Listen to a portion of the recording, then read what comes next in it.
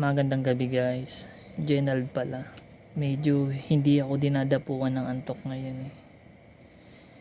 eh. Parang may tumatakbo sa utak ko na um, parang gusto kong makawala guys sa sitwasyon ko ngayon.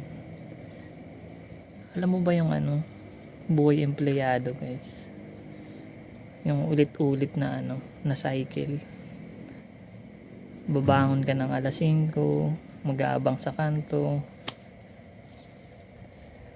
para sumakay ng sasakyan, tas traffic, tapos pakatas ng trabaho, uwi, tulog, tas kinaumagan abang ka na naman sa kanto, gaabang ng jeep, tas trabaho na naman, tas uwi na naman. Parang may mali guys eh, parang may mali. Pero alam ko naman na hindi ito yung permanenteng kalagayan natin guys. Parang sa atin, parang pagsubok lang to eh. Sana maano natin tong, ma-overcome natin tong ganitong sitwasyon. Kasi parang may mali talaga eh. Kasi isipin mo, pinanganak ka dito tapos ganun lang yung ganun lang yung maging cycle ng buhay mo. Trabaho, uwi, tapos matanda ka na, retired na. Alam kong hindi naman lang ako yung may ganitong sitwasyon guys eh. Halos lahat naman tayo. Pero na ko lang kasi na realize ko lang na parang hindi natin deserve yung ganitong ganitong lifestyle ba.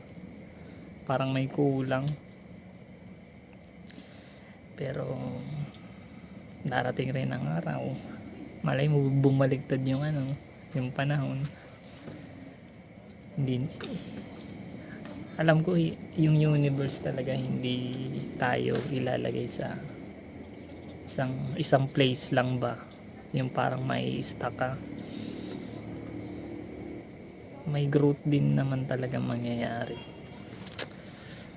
Basta guys, hindi ako makatulog eh, parang nag-overthink yung utak ko ngayon gabi. Ano ba sa tingin nyo ba? Yung mga tayo ba mga empleyado, sa tingin nyo ba may nararamdaman ba kayong ganito?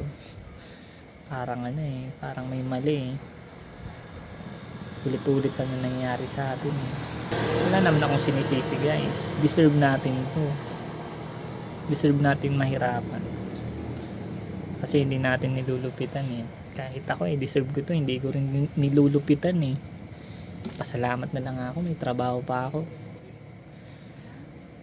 Hindi, deserve ko talaga to eh. Hindi ko nilulupitan. Medyo dinadapuan na ako ng antok guys eh. Hanggang dito na lang yung vlog natin. Kasi may duty pa ako bukas.